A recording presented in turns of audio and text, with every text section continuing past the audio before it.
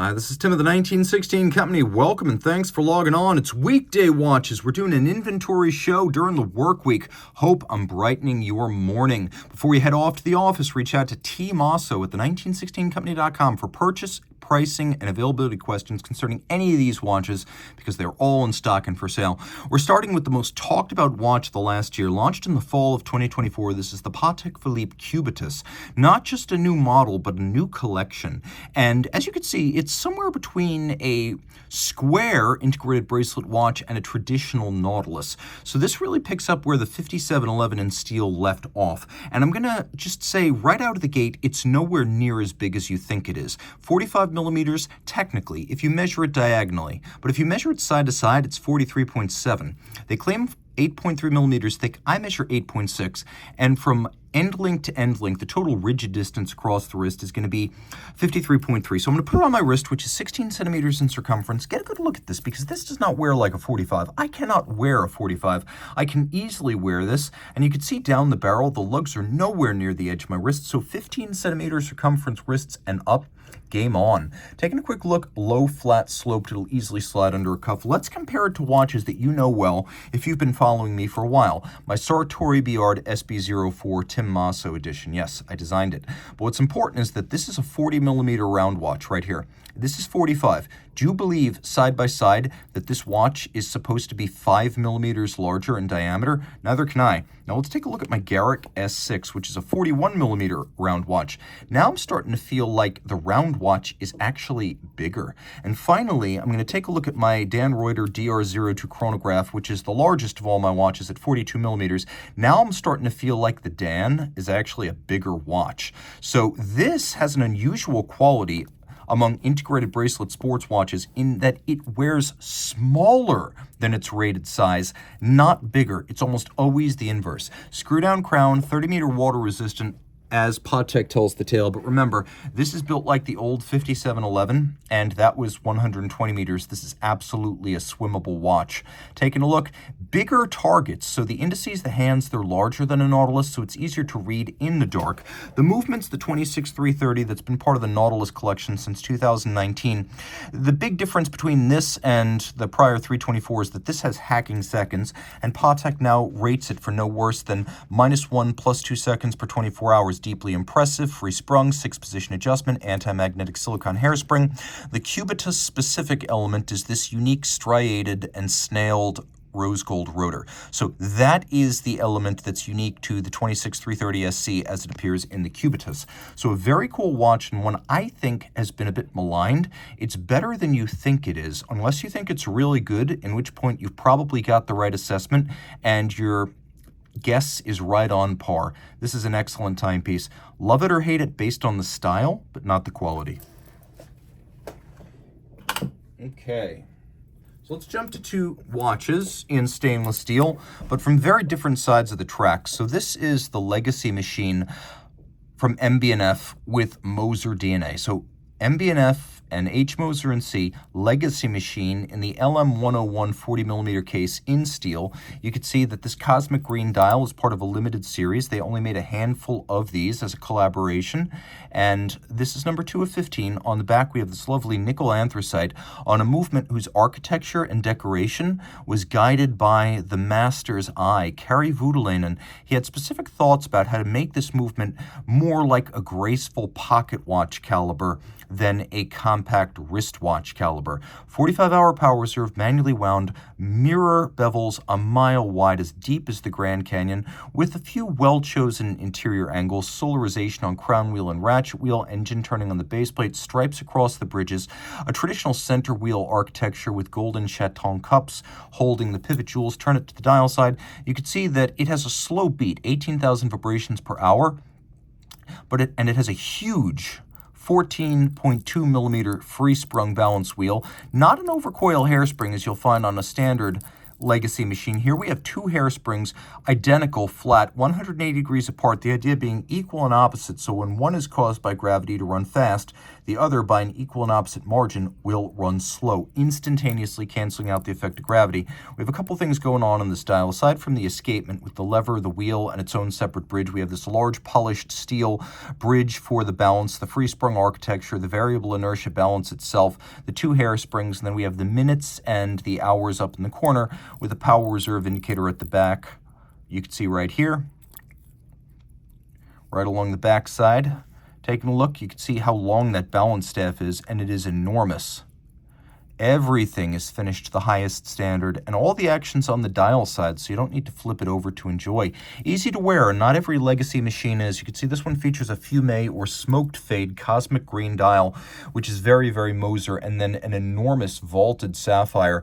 The idea behind the legacy machine series, launched in 2011, was to create a wristwatch that answered the hypothetical, what if MB&F had created a wristwatch during the pocket watch era? And in this case, we're defining that as the late 19th century or the era of steampunk. The result would have been this. But we're not quite done, because this is a very different take on nostalgia. Of course, the 2014 Seasmaster 300 was designed as a sort of retro throwback to the earliest years of the Seasmaster dive watches. But when it was redesigned for 2020, a few things changed. First, for the base metal versions, the company went back to an anodized aluminum bezel insert because it looks truer to history. Second, a lot of the elements that added needless text to the dial have been transferred to the case back. So if you want to know all about the stuff that you should know already because you bought the watch, you can flip it over. We also have the return of the lollipop hand, which was a period detail in the sort of trans 50s, 60s era, so very early 60s, late 50s. Broad arrow hour hand, a Fotina loom look. That actually works well because it's a complementary color that adds some warmth. We have a dramatically vaulted and cambered sapphire designed to look like a vintage plexi. And this watch is a diver. It is a dive watch. It has a unidirectional bezel. Taking a look, we have a sandwich-style dial a la Panerai, where there are recesses that feature luminescence, and then a stencil with the indices and the quarter Arabic numerals on top of that. We're going to cut out the light and take a look. Now you can see that the bezel is fully luminescent and that the bezel pearl and the minute hand are green, so you can quickly read them relative to each other and chart the passage of time if you are using this as a backup dive timer. All three hands loomed. I think that's important on a dive watch because you need to know whether it's running when you're underwater. Taking a quick look at the reverse side, you can see that it is actually a little bit more deluxe than something like a diver 300 meters, since this uses the 60-hour two-barrel 8900 series rather than the single-barrel 55-hour 8800 series. So full bridge, anti-magnetic, 60 hours, coaxial escapement, master chronometer, almost completely immune to the effects of magnetism, incredibly resistant to shock, and of course we have this time zone function that allows you to change your local hour while the watch continues keeping time precisely to the second. So a very cool watch. It's not big, but it's not small. It's rated as a 41. You can see it has a very vintage style case. No crown guards, squared off lugs, minimal beveling, a thin profile, sharp, easy to grip knurling on the bezel. And then on my wrist, it's big. I would recommend it for wrists my size or larger. Although a 41, it wears more like a 43, and I encourage you to think of it that way in terms of the fit as well as the aesthetic. And it is thinner than the previous version of the Seasmaster 300. So if you thought the old one was a little bit bloated, you're going to like this a lot. Omega watches have been on a weight program lately. Omega knows the watches need to get thin, and this is part of the movement towards thinner Omega watches. The bezel is a finely calibrated and nicely detented tactile pleasure to operate. It sounds good, it feels good. A dive bezel can make or break a dive watch. This is a good one. It's a make. Okay, two watches that come from different places, but both in rose gold. Let's start with the third generation Vacheron Constantin Overseas. This is the Overseas Perpetual Calendar Ultra Thin. So 41.5, but don't think of it as bigger than the self-winding. It's a lot thinner. Also, it has one quality of the Ultra Thin. So you can see this is the reference 4300. The 2000V, which was also one of the Ultra Thins of the third generation, has the same feature, which is that the straps and bracelets pull straight down out of the lugs. They don't fight, they don't flare, they don't have any virtual size or virtual diameter, as I like to call it, which means they wear very true to their size. This watch is easy for me to wear. It's very thin. It's powered by the legendary 1120 automatic, which is JLC based, designed for and only ever used by the Holy Trinity. This base caliber is a cult classic in its own right. Now, the watch also comes with a leather strap in blue, and of course, it has a quick release system, so you can pop those straps off if you really want to make a change. And Vacheron thought of everything. We've got a double deployment clasp here. You can see how this component separates out, so you can remove the buckle from one strap and then place it on the other. And it's very simple. You just stick the one into the other. A little bit difficult to do if you're looking at it through the viewfinder of a camera, but it's very user-friendly. And once you've got it done, I'll move off camera to do this for you because it's easier when I have it in my hand. But just like that, it's back on. Very simple, very user-friendly. Taking a look at the case back, you can see that we have Geneva seal, not just on the movement, but also on the case, as it is a full watch standard. The legendary caliber, ultra-thin, only 2.4 millimeters thick. The base is a 19,800 vibration per hour beat rate, which is a sign of this movement's era, as it was originally launched for the Holy Trinity in 1967, when it was one of the world's thinnest automatic movements. The standard of finish is extraordinary. It's been upgraded with a free-sprung Gyromax style balance, Geneva seal finish, a 22-karat quadruple finished hand-executed compass rose winding rotor, and has that distinctive beryllium ring that runs all the way around the movement, ensuring that the rotor will never come in contact with the bridges or the plates. It pivots on 4 ruby roller bearings, and it's got a 40-hour power reserve. Of course, this is a perpetual calendar, which means no corrections are necessary. If you leave it running, if it stays running, no corrections necessary until the year 2100. Can deal with leap years and irregular length months. So can this watch, which is also rose gold, but I'm going to say even less common than the Vacheron Constantin Overseas Perpetual Calendar Ultra Thin. Now, what you're looking at here is the Breguet 3477 in rose gold. So this watch is 36.3 millimeters if you measure it at the bezel, and it has a solid gold dial with multiple different guilloche cuts turned on hand-guided lathes by guillocheurs. You can see a solid gold dial cut on lathes, then silvered, and finally, the pantograph drawn Breguet secret signature up at the top. We have a power reserve indicator for the 45-hour automatic winding power reserve, an equation of time that tells you the difference throughout the year between mean time in a time zone and true solar noon, which is the moment when the sun is directly over your head. They coincide 4 times a year, but then they can vary by as much as -15 or +15 minutes. We have a perpetual calendar with the date, the leap year phase, and then we have the month with the day and an aperture up at the top. Rare to find a perpetual calendar that does not include a moon phase. So the watch is unique in that respect too. We have a cold rolled case with the case cold rolled to create this coining and then hand finished in a jig to correct any imperfections, welded on lugs, extraordinary laborious artisanal case making that allows for the super sharp break between lug and case, screws and bars to fix the strap to the case for absolute security, and then the same to fix the buckle to the strap so it can't separate at that side either. We have a snap shut full folding clasp. Most of these are in yellow gold, so to find one in rose is truly exceptional. Turn it all over. Oh my gosh, Breguet Caliber 502 is based on the Piguet P71, only here we have a combination of skeletonization and freehand engraving with a florisant or floral pattern, including several full flower blooms, including over the bearing pivot at center. We have an open barrel to allow thinner construction, a 3/4 style rotor, 45-hour power reserve, a free sprung balance, which is an upgrade from the standard P71. All this pivoting on, well, you can see it right there, 38 jewels. Although it is engraved, and so no two are exactly alike, and each is a unique work of art, you can see that there are other finishing elements too, including mirror-polished screws with chamfered slots in circumference, and then mirror bevels on the edge of every bridge. You can see how the rotor in gold has been both skeletonized and engraved. Each one of these is a unique work of art because the hand can never perfectly reproduce a freehand engraving from one watch to another. You can see the reference number, you can see the series down at the bottom, and it wears nicely on the wrist. A watch that is universal. It's for him, it's for her, it's for people who love a more traditionally sized and proportioned watch, and this watch definitely delivers on that front. If you want something super special from the most underrated brand in horlogerie, which is probably the most undervalued relative to the hand craftsmanship invested, this is a rare watch from Breguet. This answers every call.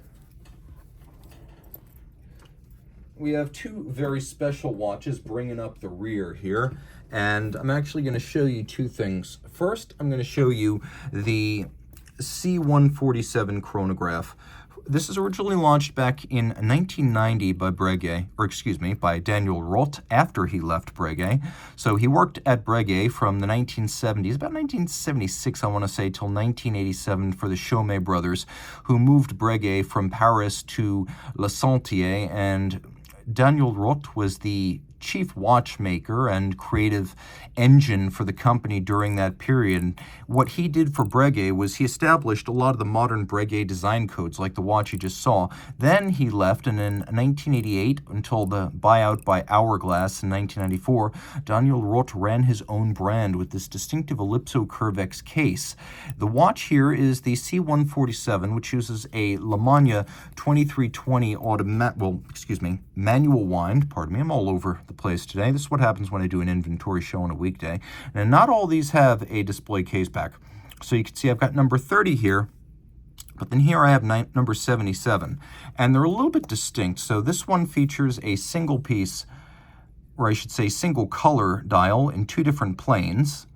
And then this one features what's called a two-tone dial, as there is a subtle contrast between the two pieces of gold on this dial. Now, they are exactly the same size, about 40.6 from lug tip to lug tip, 35 millimeters across. Each one features the same distinctive case with its welded lug construction, the hand lathe turned dials, which are two-piece, but you can see why this is called the two-tone dial, which is much less common. This is called the monotone dial. They are mechanically identical, but what is in this is what you see here. 48-hour manual wind power reserve, 5-position adjustment, overcoil hairspring with a hooking guard, swan's neck fine adjustment mechanism, lateral clutch with a column wheel, beautifully executed. Make no mistake, the standard of execution is the same inside each of these watches. It was just considered a matter of integrity back then that you would make a watch with a solid case back but a beautifully decorated movement for the watchmaker after you to enjoy. And of course, the Daniel Roth watches made from 88 to 94 now the most collectible because of their scarcity, but also the fact that the man whose name is on the dial was behind their conception. So that's important to note. I want to keep both these watches on the table. Both are available right now. Each one has something to offer. This one is earlier and more traditional. It might be a purist's choice, whereas this one is less common with the combination of the two-tone dial and the display case back. But again, it is a later construction, being number 77. Finally, from Ludovic Ballouard, we have the Upside Down. So Ballouard started as a watchmaker in his native France, but initially he couldn't find work because coming out of the quartz crisis, it was considered to be a dying trade. He worked on aircraft for a period before he got an offer from Franck Muller to be a major cog in their after-sales service for the most complicated Franck Muller watches. From there, after about 4 years, he went to Montrejeunes, where he became one of the few qualified to assemble the chiming watches, including the Répétition Souveraine and the Sonnerie. Now, this watch was launched in 2009 after Ballouard, at the encouragement of F.P. Journe, left and started his own company. And the watch is 41 millimeters in diameter, but doesn't quite wear that size. It's got a media-blasted dial with Ballouard's unique complication.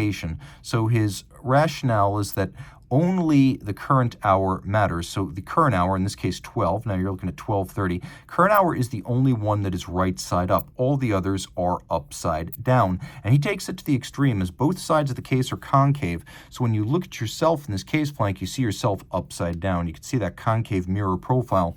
The initials on the crown, the initials on the clasp, almost all of the text on the case back freehand engraved by Ludovic Ballouard. And then we have a movement whose core is based on the Peso 7001. So that's the 23.3 millimeter core, not an ébauche, but made from scratch using the architecture of the 7001. But this movement's over 35 millimeters in diameter, and there is this Maltese cross mechanism outboard that includes a snail cam, a jumper, and a jumper spring, as well as a ring gear that engages with the currently displayed hour. And you can see very subtly the little lobes that engage the mechanism. So I'll demonstrate that it moves so quickly you could barely see it from the reverse of the case, but you can see how the jumper and the jumper spring and the snail cam work. A very, very cool watch. It is large. It's a little bit over 48 millimeters lug to lug, but it's not unwearable. I'd say if your wrist is 15 centimeters circumference and up, you could wear it well. It is thin, and this is a company that is literally run by the man whose name is on the dial. You know who made your watch. He makes between 1 and 2 dozen watches out of his home manufacture each year, and if you want to really be close to the heart and soul of Swiss watchmaking in the most traditional fashion, Ludovic Ballouard, definitely a name you want to know. He also designed the Harry Winston Opus 13, so deeply credentialed and one of the nicest guys in watchmaking. If you like any of these watches, reach out to Team Mosso at the 1916company.com for purchase and pricing details.